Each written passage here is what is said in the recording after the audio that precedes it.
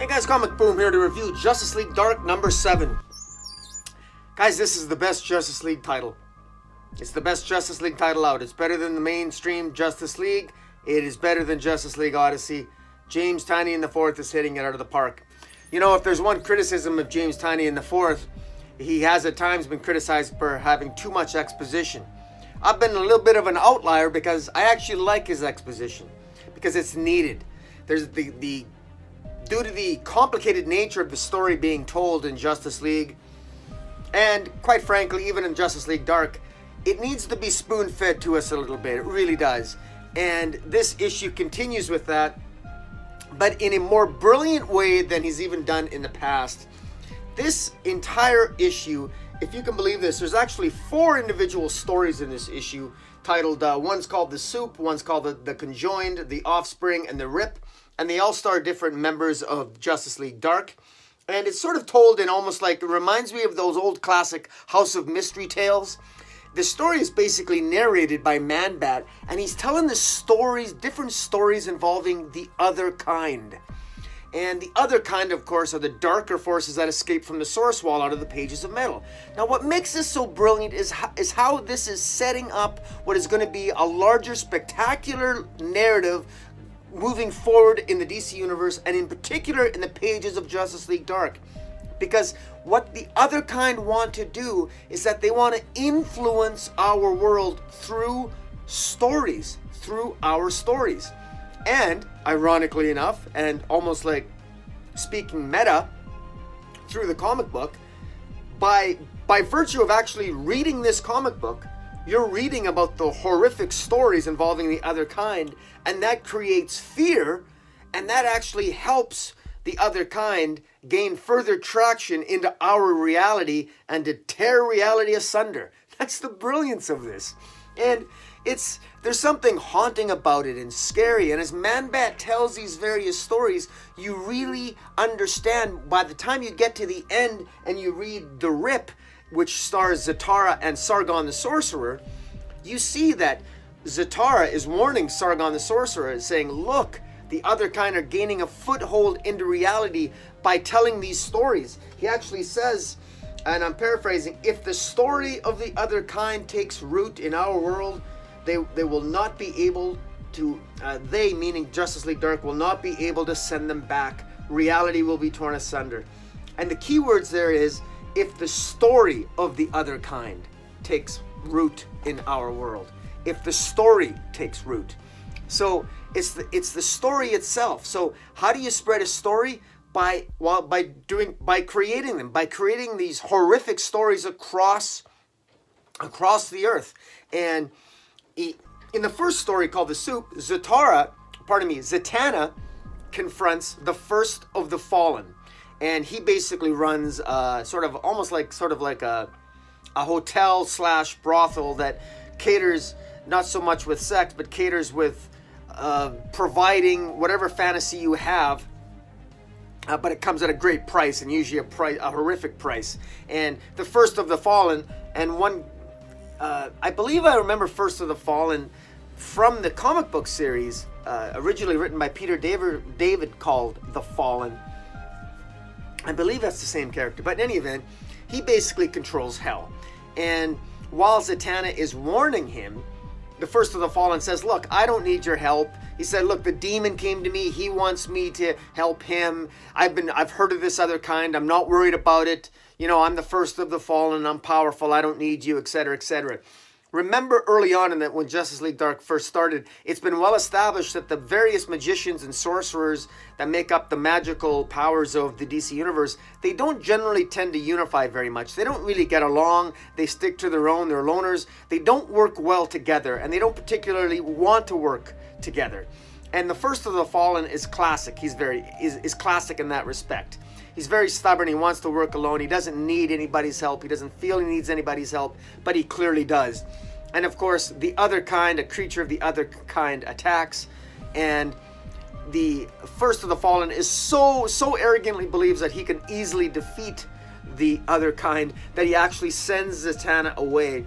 And unfortunately, the First of the Fallen is easily defeated in a fantastic scene where, I mean, literally, the first of the fallen brags that he's going to send his demons after the other kind, only to discover, in the words of the one other kind members, saying, did hell first, meaning they already destroyed hell. They already went to hell and destroyed hell and took over hell. And so there's no demons to come to the first of the fallen's aid. And so he's consumed and destroyed. Absolutely fantastic and horrific. And you really get a sense that, wow, a lot's at stake. The other kind is powerful. If they literally destroyed hell. We already know that they destroyed Olympus in the pages of Witching Hour. They've actually destroyed hell itself. And not even the first of the fallen can do anything about it and is defeated. We then get into another story called The Conjoined, which introduces us to I, Vampire. I say again because I remember I, Vampire from the New 52. It was one of the few titles that I actually kind of enjoyed. Andrew Bennett is a vampire, and he's always fought against Mary, this character called Mary, Queen of Blood. I always want to say Mary, Queen of Scots because I'm a history buff. But it's Mary, Queen of Blood is the enemy, and Andrew Bennett is a vampire that destroys other vampires. He's sort of like a Blade character, except he's white. Let's put it that way, okay? In any event, Andrew Bennett is, he comes across John Constantine and the Swamp Thing, and he wants to destroy a coven of vampires, and Swamp Thing and John Constantine are there to warn him that this is not just about killing vampires. This is the other kind. Anyways, that particular story ends with Andrew Bennett being terrified and basically running off in fear after experiencing and witnessing what the other kind are doing and literally consuming vampires themselves. And because Andrew Bennett, in killing killing a vampire, the vampire actually wanted to be killed because it would rather be killed than face reality fighting the other kind. So a lot's at stake. And again, the art here, as these stories are being told, one after another, beautiful art here by Alvaro Martinez Bueno, the penciler. Raul Fernandez is the inker. Brad Anderson is the colorist. Rob Lay is the letterer. Really great job here. Really great job. Fantastic. The third story, called The Offspring, involves Frankenstein and the agents of SHADE. Now, SHADE stands for Superhuman Advanced Defense Executive. SHADE, the agents of SHADE. I remember I collected all of Frankenstein and the Agents of SHADE in the New 52. A great series. Kind of a horror. They're almost like the Creature Commandos. Almost. They're kind of like horror-like creatures. And anyways, with Frankenstein it's going to be cool. Wonder Woman and the agents and Frankenstein with the Agents of SHADE are they infiltrate a submarine in the Arctic Circle, which basically has been possessed and taken over and essentially destroyed by the other kind. And there's these creatures that sort of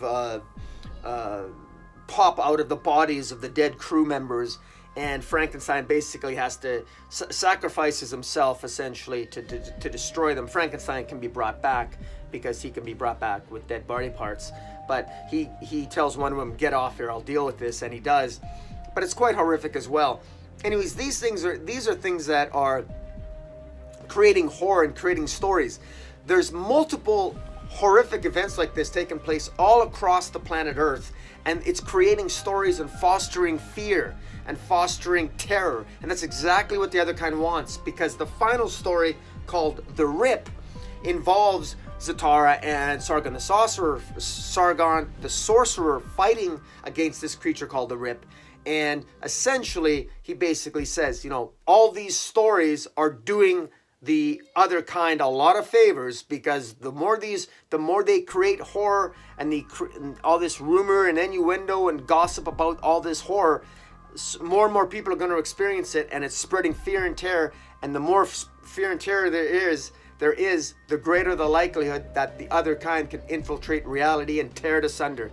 And in order to help fight that, Zatara tells Sargon the Sorcerer that basically, look, I trained Zatanna on how to fight this, but that she doesn't really know exactly how. And so Sargon the Sorcerer sends his ruby that's in his turban, and he actually sends it, and he gives it to Zatara, and Zatara commands the ruby to go and to help Zatanna, to help his daughter Zatanna however it can. And he gives that command, and of course in the backwards language of magic, and off it disappears. And lo and behold, it shows up where Man-Bat is, where Man-Bat is actually telling the story of the story we just read.